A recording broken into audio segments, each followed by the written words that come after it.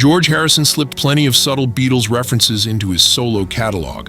Songs like Run of the Mill, which quietly reflects his frustration with Paul McCartney, or Wah Wah, famously sparked by the chaotic Let It Be sessions, and Yoko Ono's piercing vocal presence. But scattered throughout his body of work are several tracks that don't just hint at the past. They openly point back to the Beatles and the world he left behind. Here are 4 moments where Harrison spoke directly about his former band through the music only he could make. Living in the Material World, 1973.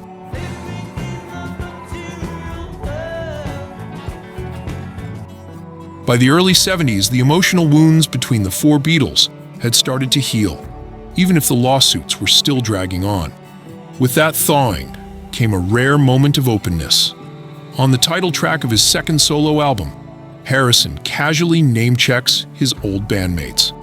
The song wrestles with his lifelong struggle between spiritual purpose and earthly distractions.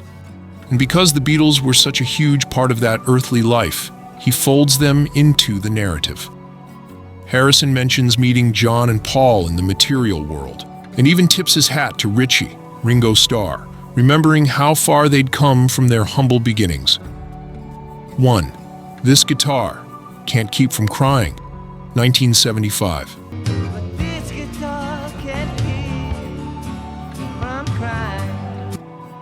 The mid-70s were rough on Harrison.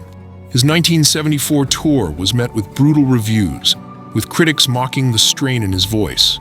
From Harrison's perspective, the audiences had been supportive, so the negativity baffled him. His answer came in This Guitar Can't Keep From Crying, a sharp but playful retort aimed at the press.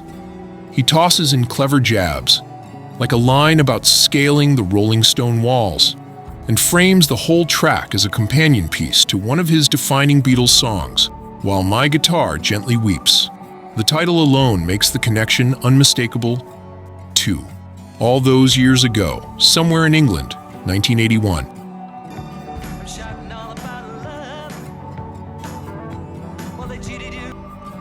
This track was originally meant for Ringo before Harrison reclaimed it and rewrote the lyrics in the wake of John Lennon's murder. The song became a heartfelt tribute to his fallen bandmate, with Harrison addressing Lennon directly. As he reflects on his achievements and quirks, he slips in nods to their complicated friendship, acknowledging both affection and friction, and references how the public saw Lennon as eccentric or even strange. To complete the tribute, Harrison brought in Ringo to play drums and Paul McCartney to provide backing vocals, making it the closest thing to a Beatles reunion since their breakup. 3. When We Was Fab, Cloud 9, 1987. Back then, long time ago, when grass was green.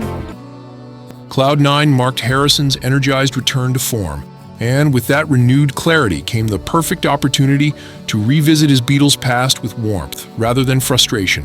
When We Was Fab is essentially Harrison looking back with a smile.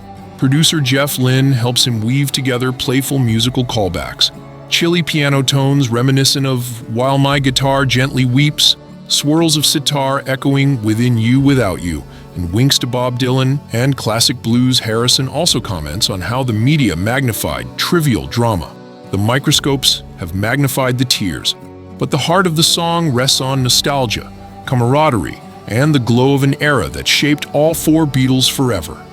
In these songs, Harrison didn't just revisit the past, he reframed it, showing how he carried the Beatles with him long after the band was gone.